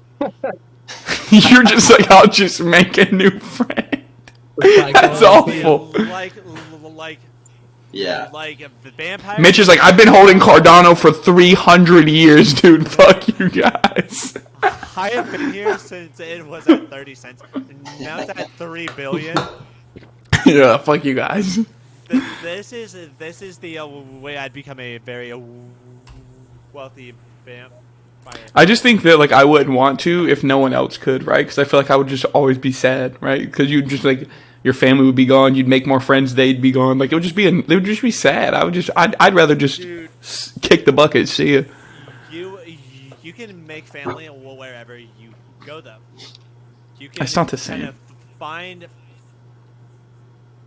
It's not the same. Gray and Brucey, come on, help me out here. Help me out here. Yeah, there's no way. Y'all are Yeah, let's go. losers. 3-1, baby. 3-1. Yeah, 3-1. Let's die. You know, just like Tia's saying, like the finality of life specifically is what makes it so sweet. Like, you know, we know that we only have a certain number of days, literally, on this earth. You know, to do whatever it is. If that's like create your legacy, if that's hang out with your family, if that's build 14 businesses, you know, whatever it is. You only have a certain amount of time to do that. And at any given point during your lifetime, it could come to a stop like that. Like you could get hit by a bus tomorrow. Like hopefully that doesn't happen. But for the most part, like that's what kind of I'm not even leaving the house tomorrow. The excitement of life. Yeah, facts. Either never again. Never again leaving. Brucey, what do you think? Yeah, no, I agree. I think eventually you would just become emotionless. I mean, like, dude, I'm already emotionless. But yeah, That's true. Try being single for 2 years. Oh, You. man. I feel nothing. First I felt like I needed something, and then I felt hatred for feeling like I needed something. But now I don't feel shit. Now he has his own, you know, fan base, twitch.tv / Right, yeah. CNFT. Plenty of 16-year-olds that obsess over me. Jesus, hey, Stutter, let's remember you're in your 20s, right? So, like, let's kind of, you're teetering on that line. I did say shit, man. To the FBI watching this, bro, it's a joke. It's a joke, dude. I don't know. Thank you for your service. You're such an idiot. But my thing is, like, you can then find those reasons to live. Like, say Bro, but 400 years later, bro, like years, I'd like to be a painter. Then for 30 years, maybe I'd like to do construction. Then 30 years, maybe I become a lawyer. I think I think in your mind you're getting like more like flexibility in life. I think that life is just as challenging. It's just challenging forever. Like I think you're thinking that like, oh, I can just be whatever I want and just keep doing it. No, but life still is gonna be hard. Dude, you can be whatever you want if you live for 400 years. You can be. Yeah, but more than I mean, I guess you have job related. You pretty much just explained Uncle Ruckus off of what's that anime show where he's like literally every job. He's like the janitor, the teacher. He's like everything. I mean, if you're gonna be alive forever, I mean, you might as well, run the country or something. You know, it's the Boondocks. Yeah, That's what it is. The Boondocks. That's right. You see him, he comes around every corner and he's something new. Dude, honestly, that would be kind of enjoyable. Then you could go a mountain climbing up every mountain butt-ass naked because you can't die. You can live forever. I think Mitch would just jump off shit because he knows he couldn't do it. It sounds miserable. Hey, I'll be. Yeah, it just sounds miserable. Like 30 minutes. Maybe I just don't think it'd be fun. You guys being married and shit. Fuck that. Dude, come on. What are we actually talking about here? So do you jump off this building or mountain or whatever it is, and you live forever, but do you regenerate? Or do you keep your freaking mangled corpse and just keep crawling around like At the bottom of the mountain. Is it like a Call of Duty respawn? You just get we're talking like just come. you're just a bag of mush and bones crawling around, and everybody's like, what is that? Help me, love me. Take my spot, Anytime a hiker goes No, by, not the Scary Movie reference. The Take My Strong anytime Hand. That's a good one. I love that. Watch So- out for my fanny. So I'm thinking more so like vampire shit. Like as long as I don't land on a tree branch that's like shaped like a cross, then I'm fucking good. You're ridiculous. Along the way. Noted. Yeah. Would you guys be a vampire? I wouldn't, because you have to be like awake at nighttime, and I definitely like to sleep. So no, absolutely not. But you to live such an extraordinary life that nobody else would. Yeah, because I'm a vampire. By having to feed off of. Yeah, it's like, Oh, but then you'd be, I feel like that's like, you'd be chased down and propped up like an experiment. yeah, people are trying to stake me. People are trying to stake me, bro. No. In 2022. You can hide. Right. Hi, every day, man. And that's why life is cool. They'd never think it's. Oh, there's a vampire out on the loose. I just go from city to city to city, just eating fucking like big booty Latino thigh meat the entire time. Dude, I'd be fine. People are so good. You'd be streaming on YouTube in no time, Rusty. Yeah. Yeah, he'd be at twitch.tv. Backslash. You'd have Logan Paul. Yeah. Stutter Boy CNFT. You'd have Logan Paul being like, I have a real life vampire coming on the show today. Right. Yeah. Which see, but then that's kind of rough too, because if you do anything illegal on the internet, they're like, boys, we found him. So then I'd have to kill them, and then make my own big booty vampire army. How do you do? Do you bite them on the app? It's a tough life. Yeah. You're so dumb. First I'd ask for their consent, but if they say yes. I mean, Jesus, all right, let's pivot off. Let's pivot. Yeah. Bruce, yeah, let's It's a formality. yeah, let's pivot here. Let's pivot here. I have a good would you rather topic. So would you rather fight someone gladiator style every day, in an arena, right? So like every day you're going in there gladiator style, like every single day you have to fight like a grown man, or would you rather have whatever you think always happen? Dude, I have some bad in. Oh. What's it called when it's like thoughts in the back of your mind? Like in errant thoughts? Coherent thoughts? Something like that. I hope you're coherent. That means you're like thinking clearly. So I think that's coherent. Subconscious. Dude, I'm Subconscious, yeah. never, dude, I have some like. Or like you'll be like driving. Like what I'm saying is like you'll be like driving and you'll be like behind like a truck that's like hauling like tree logs, and it's like you'll think of like Final Destination and the log coming off. But like imagine that dude. I'm taking the gladiator, bro. I'm not. Every time something something pops in my brain, it just happens immediately. That'd be fucking terrifying. I'm not doing that I shit. think it's some crazy shit. That ain't gonna happen. Yeah, I'm going toes with the gladiator. But what if I become a monk and I've got an empty mind? Then I can be like, now I'll think about big booty Latinos, and then Jesus, dude, it's just going. Latinos could come here. The thigh meat. It's back. But it's things like that where this could become a talent if you learn how to. But you just think one bad thought, then it's over. That's it. See ya. You'd have to be in like a constant state of meditation and like Yeah. Dude, have you seen me bald? Bro, I'd make a badass. Latino. Dude, when he's bald, he looks like he can like rub his head and have superpowers.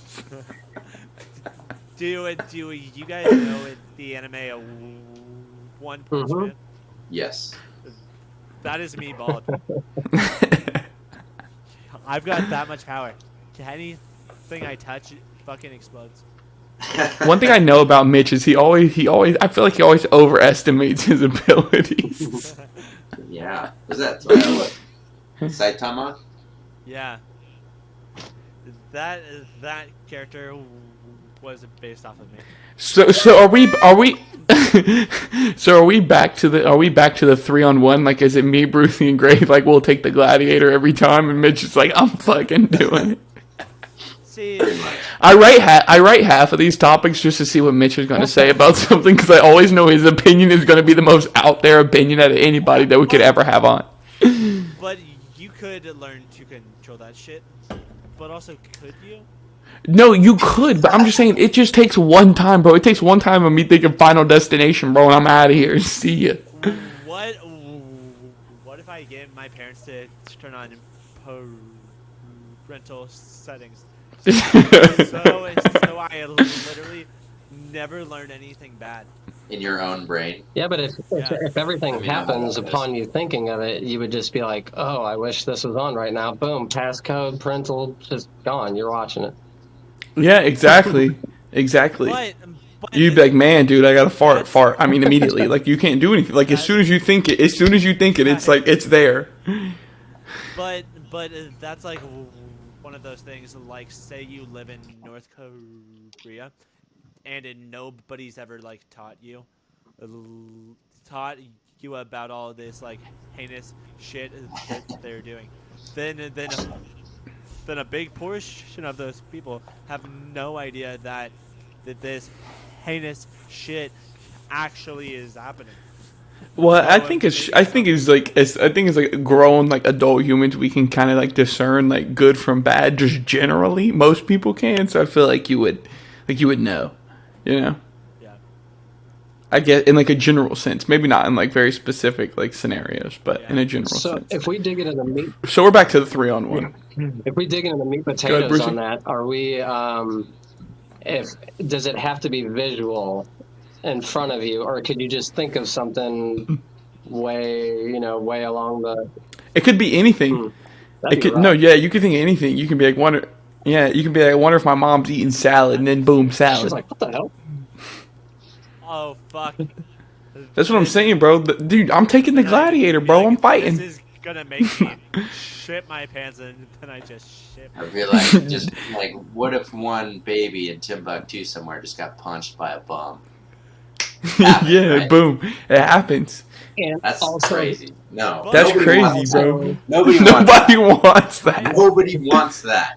Tyler's a doomer, so I am a doomer. I normally think about the bad. So in Tyler's world, maybe it's bad, but maybe in my world it could be good, because it's like Tyler would be like. I mean, but everybody is everybody who's ever watched. Candidate. Everyone who's ever watched like any movie or anything like about like The Walking Dead, whatever, you'd be like, what would I do during a zombie apocalypse? Like, I'd camp out here. Boom, happens. I'm saying literally any time you think of something, it literally happens as soon as you think about it. But then if you're fast enough, you can reverse that. that is true. I mean, you could, but think about like the mental like hopping back and forth you'd have to do to just be like, oh fuck, and then think of something new just to get you out of I thought it it. was slightly Bro, cool. I'm Dr. X up in this bitch. Yeah. You're doing what, Mitch? I'm Dr. X up in this bitch, man. Oh yeah, you're just using your brain and Don't just even fucking worry doing it. about me. He's like $8 to $10, $8 to $10. It's fucking Hey. going up. He's pumping all his bags. He's like, fuck, come on. So, kind of going off of that topic, how do you guys deal with like stress We just went into a deeper topic. Like it's just progressively like making you use your brain. That's right. Right. Gray, you want to go or you want me to go? Hit it up, man. Well, Missouri just got legalized, so there's that. That Hey, shout out Missouri, bro. Most Midwest states, they're kind of mid, bro. Shout out Missouri. That's awesome. appreciate it. Yeah, so that's a little bit of a medicinal help is always nice. But yeah, other than that, the gym. I play a lot of hockey, stay active, hike outside a lot. In the summertime, I'm constantly camping and getting on the river. A lot of drinking going on there too, but you're still active. So, hey, bro, yeah. As long as you're drinking alongside of doing something else, then it's good. It's good, right? And then really, this whole space, it's kind of stress free. Minus some of the stuff that goes down, but it's cool to jump into, see how everyone's doing. It's just a nice kind of scapegoat. That's where I'm trying to get to. I'm trying to like just lessen my like discords and bags and shit like that, just to like focus on a couple of things. 'Cause I feel like it's super stressful to check on like 10 things that like I'm holding at any given time just to see like what it's doing. It's so much shit to look at. How do you do that though? Like, I mean, it helps when half the shit you hold is kind of like a rug. You know what I mean? Because then you don't got to look at it. It's not worth shit. no. Then it's not worth anything. I couldn't. Then it's not worth anything. So I mean, at least that takes the stress off my plate. I couldn't sell it if I wanted to. Yeah, I mean, as far as stress goes, similar to Bruce, it's working out. It's, definitely finding ways, not necessarily just for me having it be physical, for the most part, really trying to train my brain specifically to, intake good things, not, I don't really pay attention to drama. I don't really pay attention to a lot of the negative, and I just try to put as much positive out as I can, because I don't know, for me in general, and having specific, stress coping mechanisms or things like that, it's fine to have things, I think, on the side that definitely help you, cope with things, or deal or process or unpack, or, whatever the term is that you want to use for it. But ultimately, I think you need to, and this is my opinion, you need to know how to regulate that for yourself. Whether that's, like DCC has a mental health channel in the Discord. We literally go there and we're like, I'm having a freaking rough time, like I need to talk to somebody about it and at least get it out, purge, whatever the case is, for the most part too. Because if you don't talk about that stuff, those are the things internally, to me, the coping mechanisms will just kind of like push that down the road, and then it just kind of goes boom, and then it bubbles back to the surface, and then you cope, and then it goes down, and then it comes back up to the surface, until you kind of deal with it in general. So stress for me, obviously, it's the physical activity. I come from a super, super disciplined background. I was in the Marine Corps before. I was in the Army before this as well. So stressful situations there, you just kind of, and it's probably not the best, but you just kind of learn to, switch it off. You like compartmentalize it. Yeah. You literally just like, I'm here in this one given situation. It is stressful, but you just kind of block everything out and you focus on the one task. When the one task is completed, then you kind of, your vision goes from tunnel back to that 360 view or whatever. That is also very important when you become a dad. Because not only are you like needing to do this, but you are also a parent. So if you feel you're in charge of like another human's well-being. Yeah, that's not good sometimes. So if you feel that anxiety and it gets bad, to be able to just do that and like kind of flip over is huge. I would have to agree. It's really hard sometimes too because they can definitely push your buttons, and I'm sure like all of you in all of your lives have that person that literally just is like, boop, and they push that button, and you just go fucking bonkers. You're Kids like, are just why? mean, dude. Like Yeah, kids are just like they just mean. know how to do it, and they don't Yeah, just push the button. They do a little Michael Flatley tap dance on the button, and they're like skirting the line, and you're just like, what? Stop. You know. Right. For the most part, you reel it back in, and obviously you just beat them, and then Right. Just beat them. Jesus Christ. Yeah, clip that. My man. No, but The Degen way. Bing bong. No, beat them with Bing bong. kindness. I mean, yeah, exactly. I would say that like I like to try to do something that's like very that's like engaging like my visual, but that's also like very like mindless at the same time. So most of the time I find that like just playing like video games or like reading a book or something like that, something that like I'm like I'm physically like I can like hold a controller, hold a book, and like read something or like do something on the screen. But like at the end of the day, like it's kind of like mindless to me. Like I'm not really having to like critically think about anything that's going on. I just like I die in the game, I respawn, I keep playing, I just keep going back and forth like. So I feel like that's kind of a good way for like me to like just de-stress and on like a stressful day. That is something I have realized doing Twitch is that this is literally my happy place.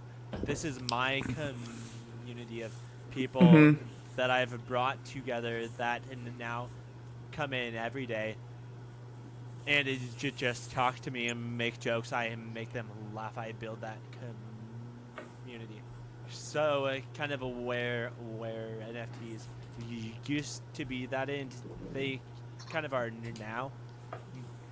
But I kind of need to focus elsewhere to build something else, because I don't think I'll ever do like some like Cardano NFT like super big project, no matter how big we get, how big we grow, because that's not me.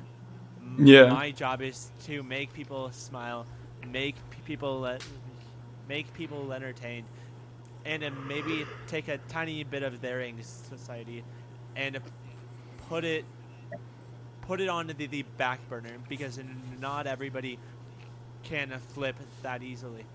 So things like that, where there's like some of my Twitch people where they deal with super bad depression. Their parents are fucking terrible to them, and keep in mind that they're also 16, so everything's super dramatic and all. But this is the way they view their world. So literally anything I can do to make them feel better will kind of, in a way, make me feel better. Yeah, because it always feels good to be like part of something bigger, right? Like no one likes to feel small, so I think that like that's important too. You know, you always want to feel like, I think that that's important in the what we were talking about, being in the CNFT community in as a whole. Like it feels good to be part of something bigger than just yourself. You know, so I think that's always important. For sure. Like just about the inclusion factor of, being in a project in general. I don't know.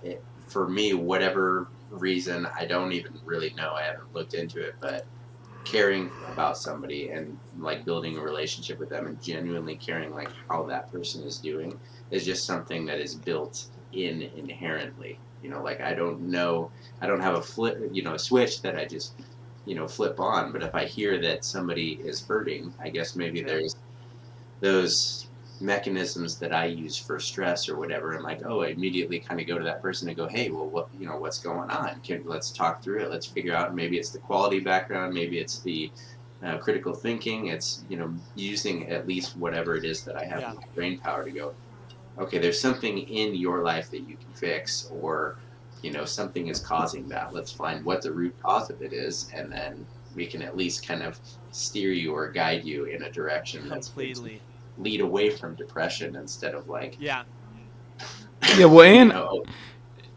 yeah, I think also too, just like, well, I mean, the internet as a whole, but especially in like the CNFT space, like I was mentioning earlier, we all have PFPs that aren't like a picture of it. I feel like our community has like a certain amount of like anonymity to it, to where like you normally wouldn't like pour out your, which is kind of sad in a way. Like you wouldn't pour out your heart to like your like best friend or something, maybe because you're concerned about the way they might view you or like view the situation that you're in. But with the anonymity being behind the screen, behind a PFP, like it's a lot easier to be vulnerable with people. At least in my own experience, right? Because like they're not gonna like tell your other friends or anything like that. Like they don't know you on like that very personal level, so it's a lot easier to just get shit off of your chest in that way. Then on top of that, it could also be the exact opposite, where it's like these are people that you have no idea if they actually genuinely care about you, or just enjoy the NFTs you've picked. Well, I think that is like as like adults, though, like we're able to kind of like discern that like over time, right? Like I'm being in NFTs for like or CNFTs for almost a year, like I'm able to discern who is more of like I would consider a friend over someone who just is bought into the same like project that I'm in, that I might tweet at like every now and then. You know, I feel like that's over time that's a lot easier to discern. yeah. That's my take, the Big T take. They call me Big T, which stands for Big Take. Big Take's coming over from here. Hot take. Hot takes. Let's go. Speaking of that, let's kind of in the same breath. What is one thing that no one prepared you for about being an adult? So, right, like as a kid, you're always like pumped. You're like, bro, I'm about to make some money. I'm gonna get my own car, like my own place. Like I'm about to be an adult. What is one thing that you like as an adult now? You were like, damn, bro, like someone should have told me about this shit first. Which I know is a deep question, so I can kind of go first if no one has like an immediate thought. Go ahead. I'll go first. Yeah, I'll go first. I would say being like, as you get older and you're outside of like high school now, so a lot of your friends from high school you're just used to seeing because you're kind of like forced into the same environment, right? So you have like these really close friends, but it's like you're just used to like being around them all the time. So I would say something that's like struck me over the last couple of years is just like how intentional you have to be to like maintain friendships, right? Because you work like an 8 to 5, 9 to 5 job, right? On the weekends you're trying to catch up on like housework and shit that you didn't get to do from the week because you're tired, and there's just like a lot of like your friendships you just kind of like let slip, and not intentionally. It's just, I mean, you just weren't intentional enough to like put that in the front of your brain. It kind of fell back, and then there's like a lot of friends that like are your really close friends who you haven't talked to in months, just because like life's busy and you just kind of let that slide away.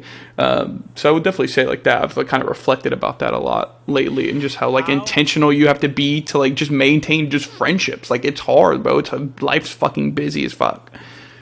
How do you counteract that? I think it's just kind of like being.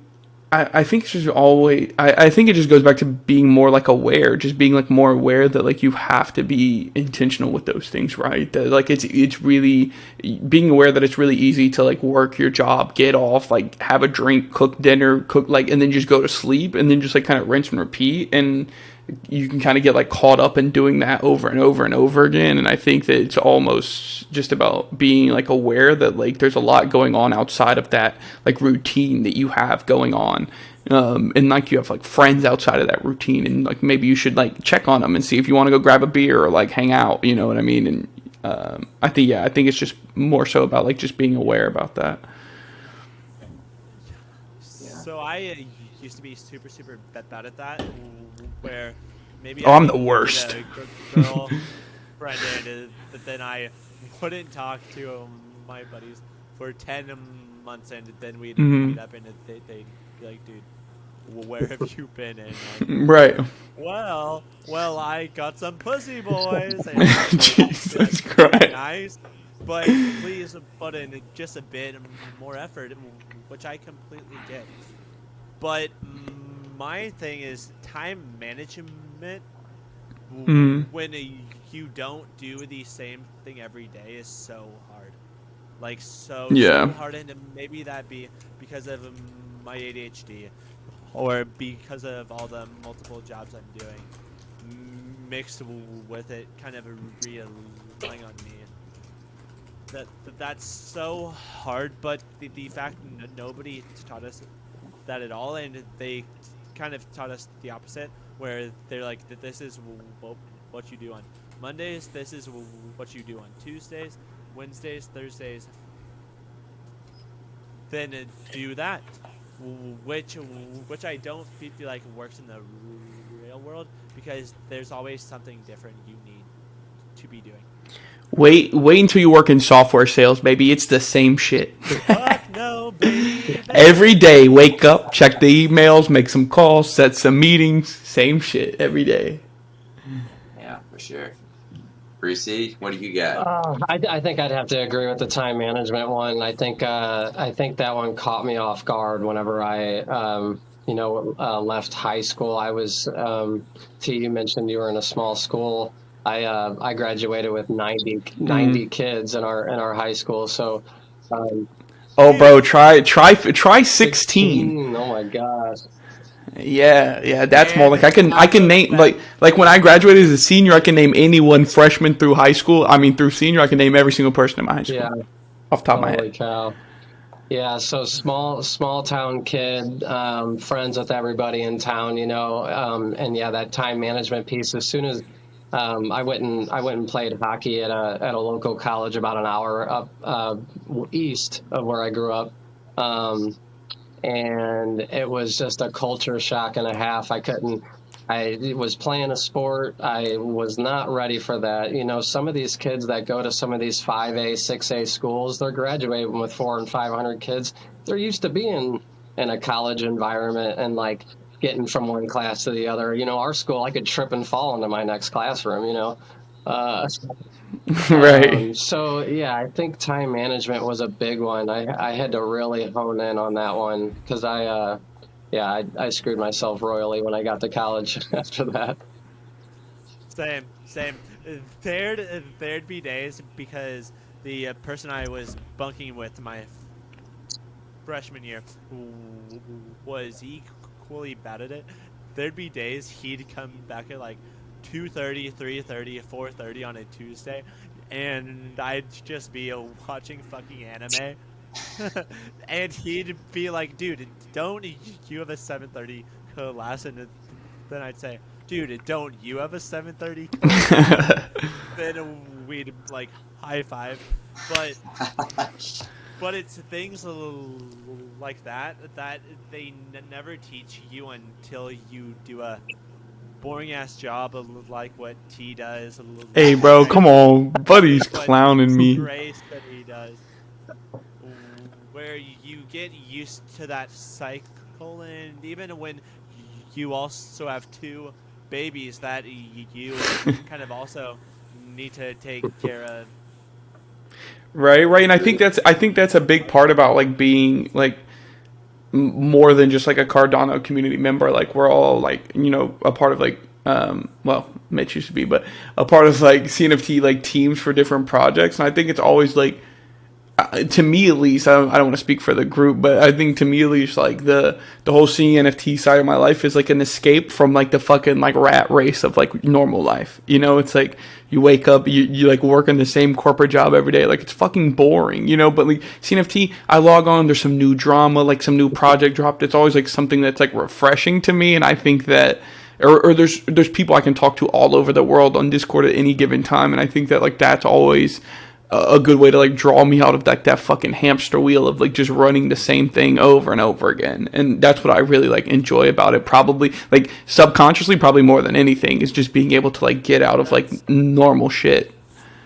That's a big thing I do like about the podcast was before doing this, it's like same thing every day. I drive Uber, I come home, I go live. I drive Uber, I come home, I go live. I drive Uber, come home, go live. And those are two very easy jobs, but they can also burn you out because they are so easy.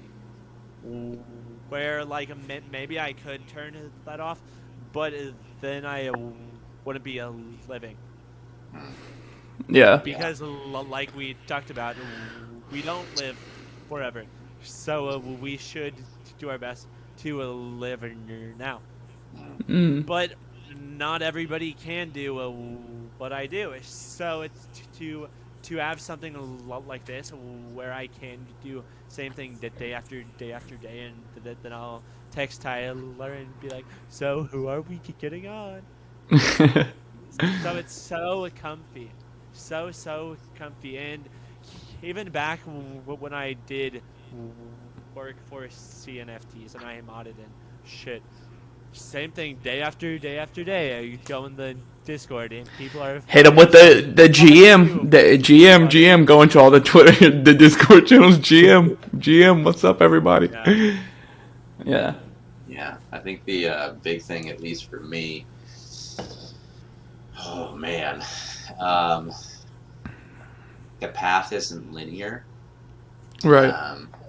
The straight, I mean, everybody from at least, all the way from our educational system from, first grade through high school, like, no, there's only one way to do it. You can only be successful doing it this one way, and that's going through education. Okay, do your homework, get good grades on tests. Okay, you do that, you go to middle school. Okay, do your homework, get good grades on tests. Okay, you do that, you go to high school. Do your homework, get good grades. Go through that, and then it's the same thing. Okay, you go to college, you do the same thing, and then you can get a good job after that. Like, life isn't linear like that, and I really wasn't prepared, specifically, I think, in that case, to just kind of go, I wish I would have thought about the path in general more earlier on. I had an inkling. Oh, yeah. Just like, I'd be in high school and be like, why the fuck am I learning this stuff? Yeah. And I would ask the teacher, and they'd be like, well, that's in the syllabus. I'm like, that's not a good answer. No wonder I don't like coming here. No wonder I don't like learning what it is that you want to teach me, because you can't even tell me the practical application of what this information is going to do it for me in everyday life, in a real world occurrence, or having that practical application in my life. So there's not one way to do things. Yeah. If you have a niche in an industry, or you're very good at something and you want to monetize that somehow, there's a way to do it. Yeah. There's literally, and I think that's where we're definitely failing, and I can talk about that for a long time, in general, just because, I mean, Bruce and I have talked about this at length. Yeah. There's not one way to do something in life, at least to be successful. Granted, whatever that is, everybody has their own version of success, whether that's being secure, whether that's being able to provide for a family, whether that's, owning 14 cars, whether that's $1 million worth of real estate, like whatever it is that, is success for you, there's not one way to get there. And also on top of that, you should enjoy the journey to your version of success. Right. Like, there's too many people becoming doctors, even though they hate blood, and then they do that 30 years, buy 5 Lambos, and they're like, oh, why did I do that? Because Right. they didn't enjoy a single part about getting there. But then you bring these like families into it, where you're like, now I need to be a doctor to support my family. Yeah. Which you then put your purpose into them. But you should have something else to look forward to, because you are not always gonna come home to your smiling kids every single night. Yeah. You need something else to build up, which my parents never did. Which, Well, I think- this is not me shaming them, but you would need to find something. You need to find your own purpose and your own goal to reach your own type of success. Go on.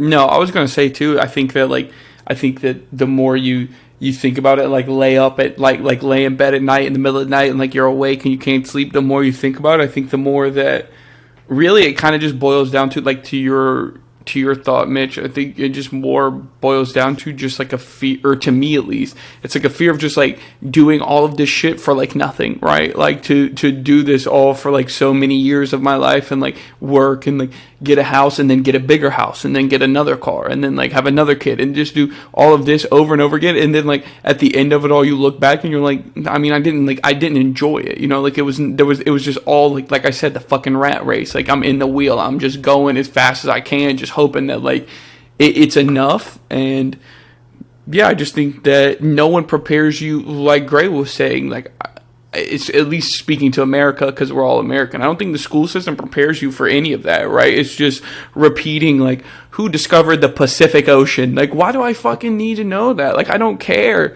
Like, at the end of the day, like, teach me like good like problem solving skills or like how to balance a fucking budget. You know what I mean? So I'm not in debt like my whole life. You know, teach me something that's like time management. Teach me something that's applicable to being an adult, not just crazy like algebra problems, you know, like it's just teach me to find a mindset that will benefit me rather than just forcing your mindset upon us all.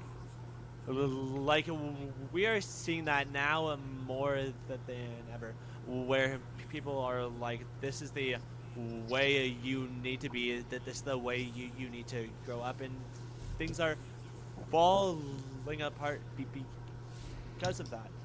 Yeah. But it's been doing that for 200 years. So like this is why we need this like this mindset where we can make money elsewhere than going to college. Each time I see a green bull cycle, something's happening. You're good. I can still see you. Good? Yeah, you're good. Good. Keep going. Am I losing my internet? I don't think so. But I think this is a good topic to wrap it up on anyway. So if you just want to like close this out. Well, anyways, guys, that was the Degen report. Yeah. Why don't you just take us home? Well, anyways, guys, that was the Degen report, and we hope you loved it. And if you did, drop a like, maybe sub. So I should be live over on Twitch by the time y'all see this. I need to look it up. It's like twitch.tv /Stutterboy CNFT. Yeah, but as we normally do on an outro, if you know, would Brucey and Gray, would you like to plug anything, pimp anything, you know, for the people to look at?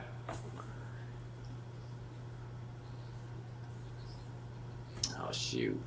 Obviously, we're repping my card here. The entire time. We have seen Brucey's lovely mouth and the bottom of his nose. But that is completely fine. You know, yeah. I mean, the DCC, we're not really pluggers that much. We just generally and genuinely love being in the community, love being with everybody, genuinely care about everybody. For the most part, like all of the merchandise and stuff that we're working on, I just had a meeting today with some vendors. We're definitely looking on sourcing materials for different things. Good.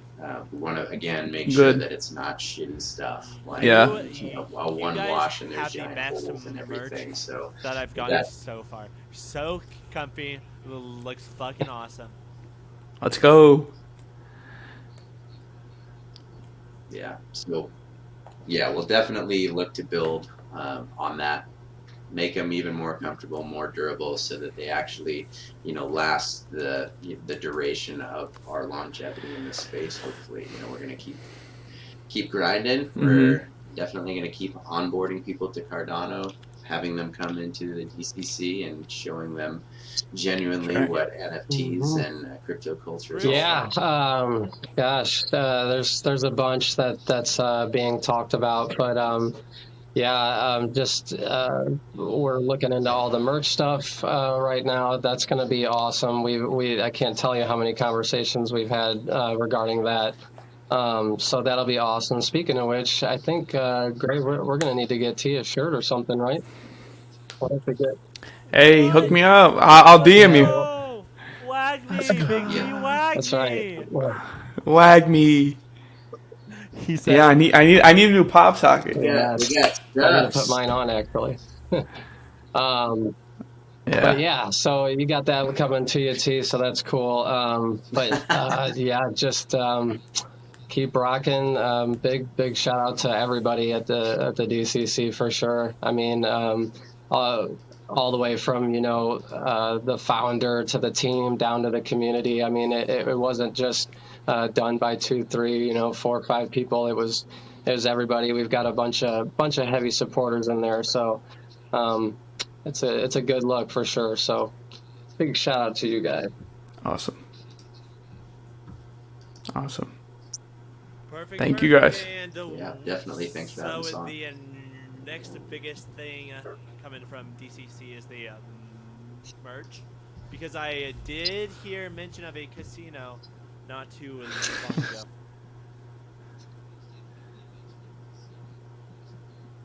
So there's definitely mention of a casino for the most part. That's in Jack's court. He's got meetings with devs, and he's wheeling and dealing on his side of things. For the merch is specifically me, Bruce, and Ty within the Discord and communicating, in real life, Right. trying to get just more options available. So right now we really only had some of the swag from CNFT Con, which was the pop sockets, the bottle wrenches and stickers, and then just a handful of the shirts that we have left, really. So for the most part, it's going to have, or we're going to be looking for, more options, whether that's shirts, hoodies, maybe it's slippers Beanies. and pajama bottoms, that's other things.